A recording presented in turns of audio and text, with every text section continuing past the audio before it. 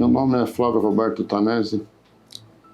Como pode ver aqui nesse diplomazinho aqui emitido pelo CRM, já estou formado há 53 anos, basicamente. Então é bastante tempo. E a gente jogando para trás, estudar a 4ª turma da faculdade de Santa Casa. Que foi naquela altura aqui de São Paulo, a gente pegar uma faculdade aqui dentro da capital, era bastante difícil, precisava estudar muito. A gente dispunha de basicamente 3 faculdades que o pessoal mais queríamos, né? Que era USP, Santa Casa, Paulista, e depois tinha as outras faculdades do interior que a gente também prestava vestibular, mas a preferência nossa era essa Santa Casa aqui, tá? Então, para mim foi, no 2º ano de cursinho, basicamente, foi o ano que eu fui contemplado com uma vaga aqui na Santa Casa. Na primeira chamada, a gente foi fora disso, depois eu tive uma outra chamada em Botucatu e em Sorocaba. Mas como a gente já estava aqui na Santa Casa, e uma da preferência minha era Santa Casa, acabei ficando aqui no hospital. Então, foi da turma de 65, né? Ele se formou em 71. Então, tem bastante tempo aí na vida. Naquela época, a Santa Casa estava começando, a gente era da 4ª turma, ainda estava engatinhando, basicamente, como faculdade de medicina, mas ela veio com outro padrão de ensino, diferente das outras faculdades. Então, a gente não tinha aquelas aulas teóricas monumentais que as outras faculdades davam, que tinha um professor catedrático que aparecia de vez em quando lá no curso para dar aquelas aulas monumentais e mais nada, e os assistentes é que tocavam o curso. Santa Casa não, a gente lidava com o coordenador do curso e da matéria diretamente. Então, desde o 1º ano a gente tinha aula direto com o Dr. Aidar, com o Dario, enfim, com o Magalhães. Todos os professores, a gente tinha acesso direto a eles, e isso nos facilitava bastante. Primeiro, do ponto de vista aprendizado, e segundo, esse contato e esse o exemplo que eles davam para a gente, né? Então, isso aí a gente aprendeu muito, tá? E o que eu posso estar falando hoje, como o melhor depoimento aqui meu, é que a Santa Casa é uma faculdade que foi para a humanização da medicina. Ela tendeu a ser uma faculdade mais humanista, ou seja, não tão teórica e não tão lá em cima, no pedestal, mas uma faculdade que ensinava a gente a andar mais no chão, tá? Ou seja, com mais humildade e servir aos pacientes que vinham na Santa Casa consultar com uma exposição melhor, com um pouco mais de humildade, enfim, tratava o indivíduo como realmente como mais um paciente amigo do que um paciente.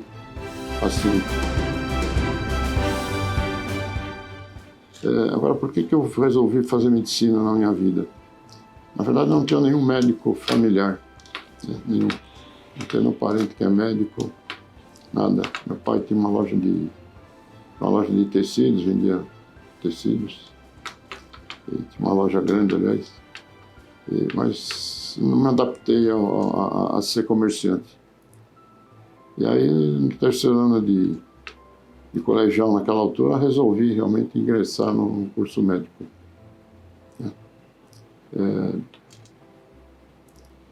Resolvi ser médico. Também dizer para você, especificamente para vocês hoje, por quê? Não sei, foi um sentimento que apareceu, que desceu na minha alma, e eu resolvi realmente fazer medicina. Naquela altura, realmente, quando eu falei no início, era meio difícil, mas acabei conseguindo e ingressei na Santa Casa onde eu queria. Nosso 1º ano foi um ano bastante, dizer que chocou um pouquinho, porque a gente passou a lidar com cadáver, passou a lidar com doente propriamente dito, e para a gente foi uma experiência muito nova. Mas o que eu recordo muito desse período todo do primeiro ano é o professor Aidar. Ele realmente nos ensinou muita coisa da anatomia, nos ensinou a aprender a estudar, né, que a gente não sabia. Então a gente passou a ser didático, coisa que a gente não era, né, ou seja, a gente lia e aprendia, pegava o cadáver e ia estudar. E não a tal das aulas monumentais, que você escutava e entrava num ouvido e saía no outro e nada. Então aqui a gente aprendeu realmente a lidar com o estudo direto. Então a gente não tinha aula, a gente tinha basicamente o cadáver na frente, o manual, o livro, né, que a gente tinha, era o Locker naquela ocasião, e a nossa boa vontade e a orientação do Aidar. Né? Então isso foi durante basicamente embriologia, histologia e anatomia, basicamente foi isso que a gente fez no primeiro ano todo. E tinha algumas matérias auxiliares, como enfermagem, tinha medicina preventiva, que a gente aprendeu muito, do professor Guedes. Mais tarde ele se tornou, inclusive, secretário da Saúde aí de São Paulo. É um indivíduo que eu tive o prazer de conviver com ele.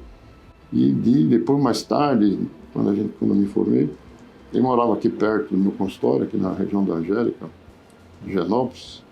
E a gente, de vez em quando à tarde, se encontrávamos aqui no shopping Genópolis para tomar um café. E anos mais tarde, ainda um pouquinho depois, fui morar na Aclimação. Por coincidência, o prédio do lado, ele encontrei numa padaria, tomando um café, novamente eu e o Guedes. E ele morava num prédio do lado e eu lá no outro canto lá do quarteirão. Então, realmente foi uma pessoa que eu assim, tive muita amizade e um indivíduo que me marcou muito. Ele também, com a idade, tinha uma visão muito diferente do que era a medicina preventiva, do que era a medicina, do que a gente devia fazer para prevenir todas as doenças. Né? Então, ele realmente nos ensinou muita coisa. Tanto ele foi um indivíduo que cativou tanto a nossa turma, que ele chegou no final e acabou sendo o nosso paraninfo. Então, o paraninfo da quarta turma é o professor Guedes. A gente vai para o segundo ano, já um pouquinho mais maduro, um pouquinho mais já sabendo algumas coisinhas a mais, né? E aí a gente pega a aula pegar uma parte de alguma coisa de farmaco, bioquímica. Foi um ano que eu passei um ano chato, que era muita decoreba, diferente do primeiro ano, enfim. A gente tinha um pouquinho mais de prática. Mas era muita química. Tinha um colega meu que gostava muito e outros não. A gente tinha grupos de 10 indivíduos que a gente sentávamos na mesa para estudar, né? Mas foi um ano, basicamente, muita decoração. Aí a gente foi para o terceiro ano. O terceiro ano foi um ano, talvez, acho que para todas as turmas da Santa Casa, foi um ano que mais marcante nosso. Que a gente começou a ter aula com o professor Maffei. Então, o professor Maffei, para mim, foi um divisor de água dentro do curso médico. Né? Porque com ele a gente aprendeu que doença é doença, né? E que doença, às vezes, não precisa nem se tratar, ela cura sozinha.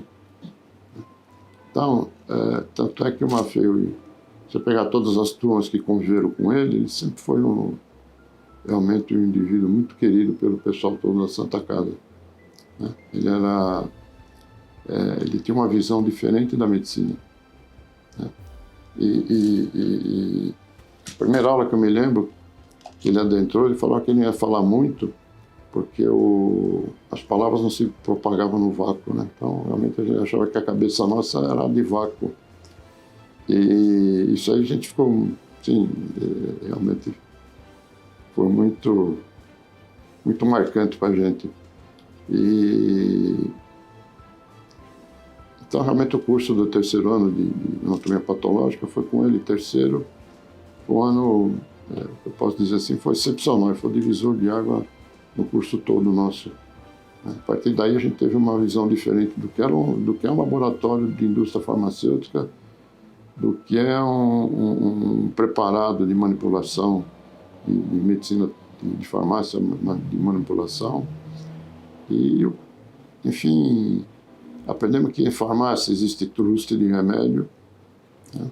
O farmacêutico, a farmácia, né? A indústria farmacêutica faz o que quer e vende o que quer. Então, a partir dele, Dom Maffei, eu, pelo menos para mim, eu tive um critério, ficava sempre com o lançamento de medicação, com um pé na frente e outro atrás. Né? Que a gente começou a perceber o que isso aí ia dar de lucro para o laboratório, realmente se interessava ou não. Tá?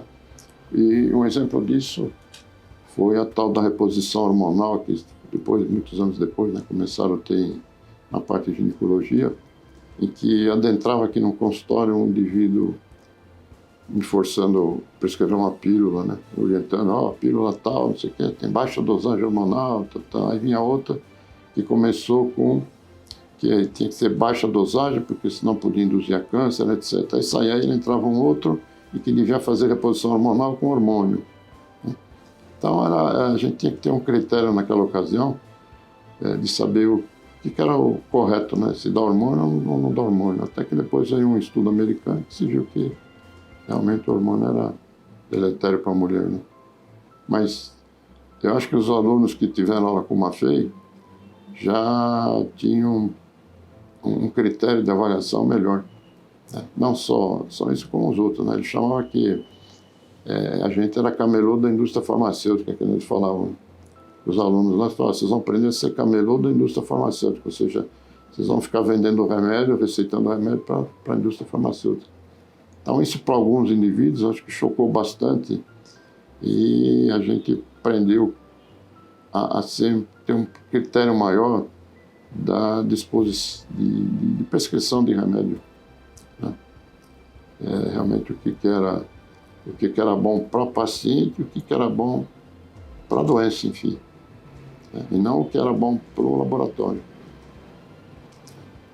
Então isso para mim foi um marco assim, muito grande e até hoje, né? Depois de 50 e poucos anos de medicina, ainda hoje, quando chega dentro aqui representei laboratório dizendo de lançamento de remédio, a primeira figura que me vem na cabeça é uma Maffei, né? Isso é bom para o paciente ou é bom para o laboratório? Quanto o laboratório vai ganhar de dinheiro ou quanto isso aqui vai ser bom para o paciente? E remédio assim, se eu pegar os remédios que eu prescrevia há 50 anos atrás, acho que talvez se existir aspirina e novalgina, acho que é muito. Né? Porque realmente foi. Agora, tem progresso? Lógico que tem que ter progresso. Tem outras medicações. Agora, isso aqui precisa ter o critério para a gente avaliar e saber o que realmente é útil ou não para o paciente. Então, acho que o expoente nosso do curso todo, posso só falar, além de ser os outros professores, eu acho que o Maffei marcou muita gente. Pelo menos quem teve aula com ele. Né? Ele, até hoje, tem um colega meu, o Bernat, ele é formado uma turma antes da minha, e até hoje ele, de vez em quando, manda foto do Maffei dizendo, o nosso mestre aqui. E frases dele, né? Então, até hoje a gente se comunica nesse teor aqui de coleguismo. Depois a gente foi para o quarto ano de medicina, que era um curso, quarto ano é um ano que eu achei muito carregado, que a gente tinha muita cadeira clínica, cadeira cirúrgica, enfim. É um ano que foi jogado muita patologia em cima da gente, já de doença mesmo, né? E, então foi um curso rápido, que a gente tinha que atravessar vários departamentos, né? Então era dermato, era clínica cirúrgica, clínica pulmonar. Aí passamos com vários professores e até que um ano assim muito carregado. Eu acho que não, em termos de... Foi jogada muita coisa na nossa cabeça, a gente ainda não tinha cabeça suficiente para digerir tudo, mas com essas e outras a gente foi levando até no quinto ano. Quinto e sexto ano, para a minha turma, já foi um ano que a gente fez internato na Santa Casa. Ou seja, internato já era basicamente quase uma pré-residência que a gente fez. Então a gente passava nas cadeiras, ficava algum tempinho maior. Então tudo aquilo que a gente aprendeu no quarto ano, de teoria que jogaram, no quinto e sexto a gente começou a botar em prática. Então, tinha muita aula teórica de cirurgia. No quinto, sexto ano a gente passava nas cadeiras cirúrgicas, né?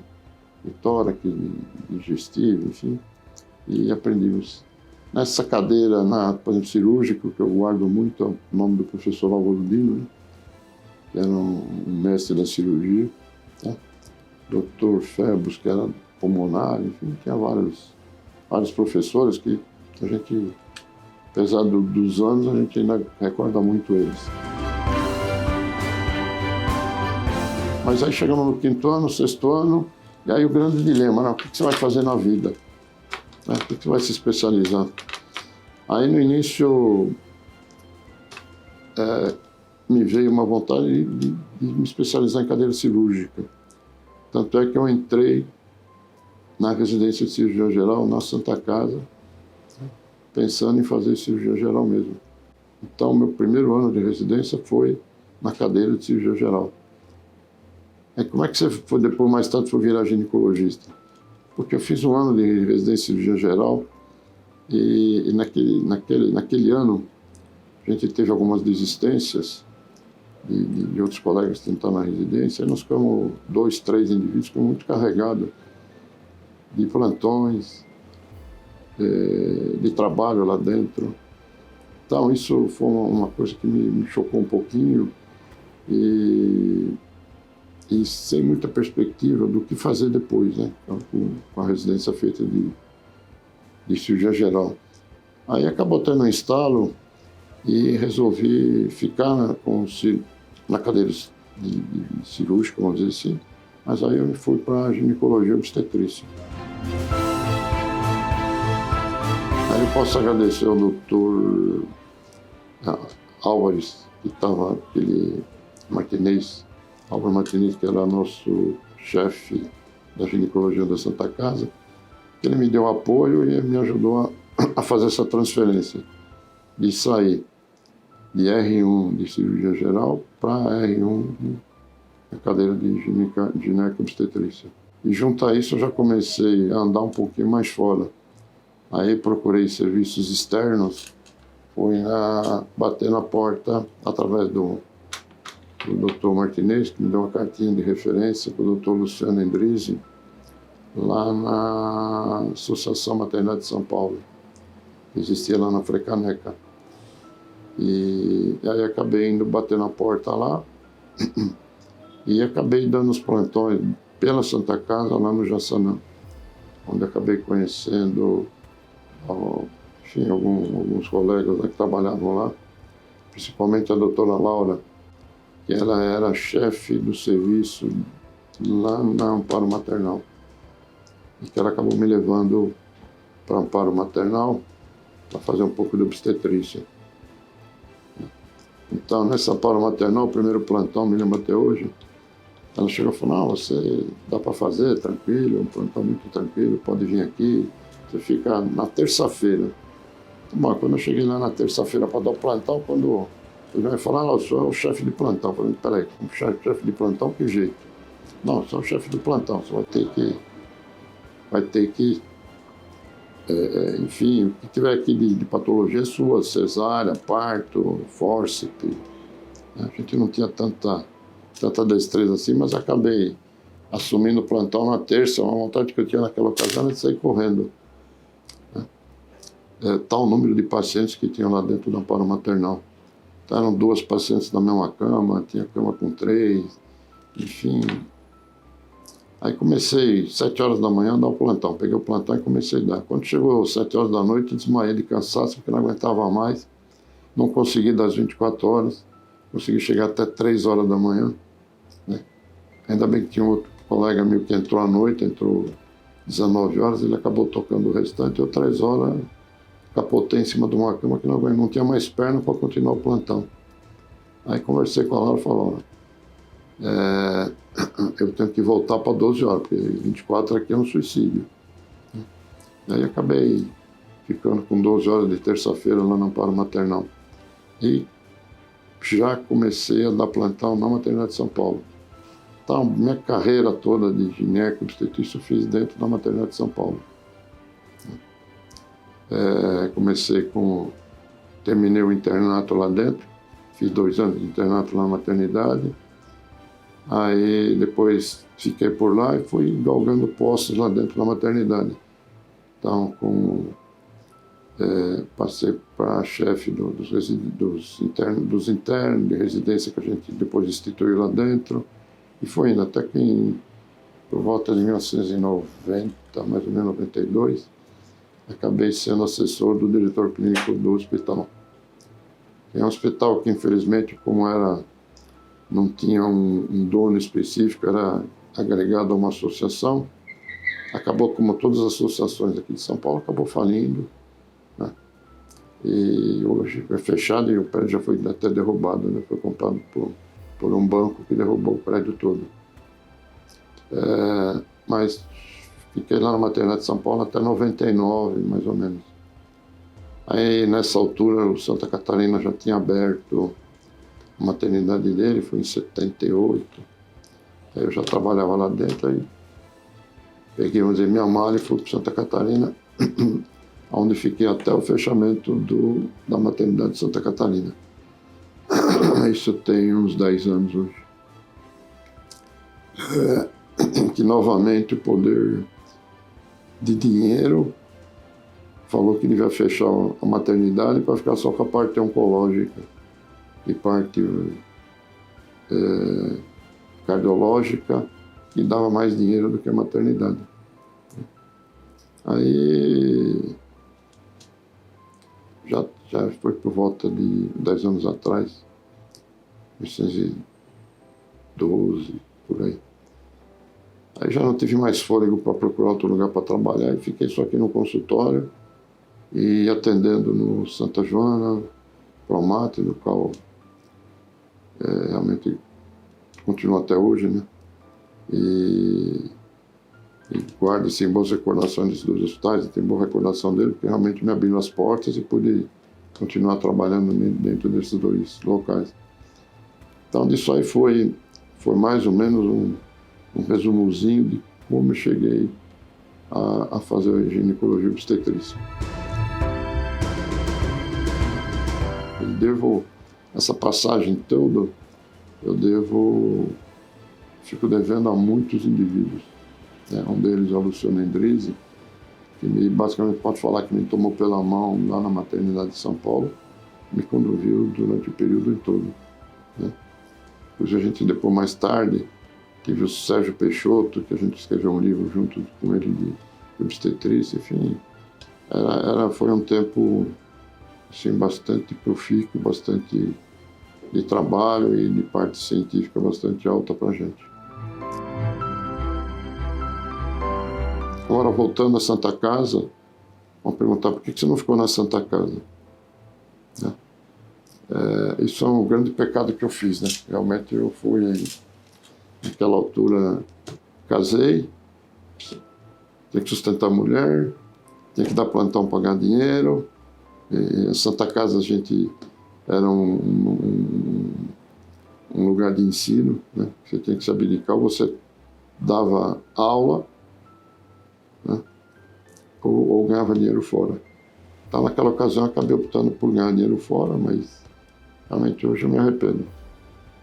Acho que deveria ter ficado dentro da Santa Casa e continuado lá como professor, como alguns colegas meus de turma continuaram e estão até hoje lá dentro. Mas como faculdade de medicina, acho que a Santa Casa, segundo eu soube ultimamente, diz que em termos de faculdades particulares, é a primeira do ranking deles. E realmente só podia ser, porque é uma escola que é muito ligada ao humanismo. É uma faculdade que a gente aprende a respeitar o doente, aprende a ajudar o doente e aprende a se preocupar com o futuro do doente. Não só a cura, mas qual o objetivo que ele vai ter em se curar, o que ele vai poder fazer, tudo isso. Então, isso a gente aprendeu lá dentro do hospital, dentro da Santa Casa, que me serviu muito. Eu, na maternidade de São Paulo, os cargos que eu fui ganhando foi graças a esse conhecimento, esse humanismo que a gente tinha.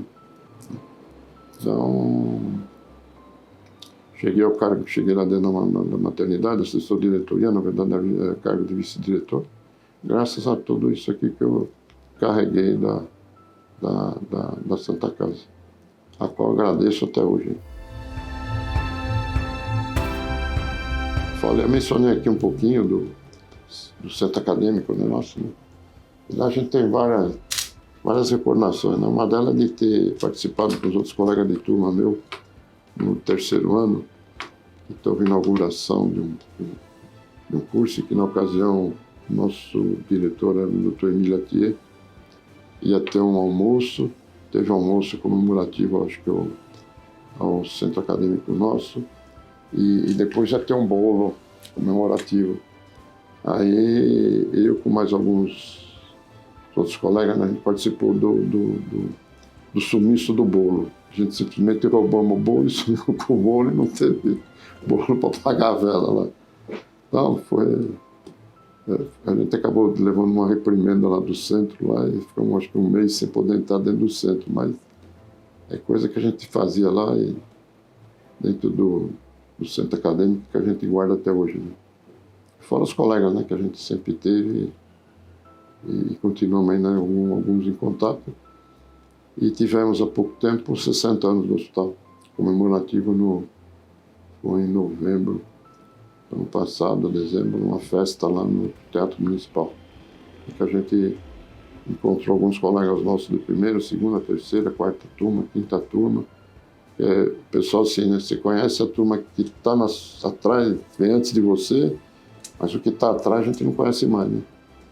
Então, a primeira turma a gente conhece, a segunda, a terceira, a quarta, a turma que era nossa, a quinta você conhece alguém, da sexta em diante, raramente a gente conhecia mais algum outro, a não ser que passasse com a gente na residência. Então é isso que eu posso falar da minha Santa Casa.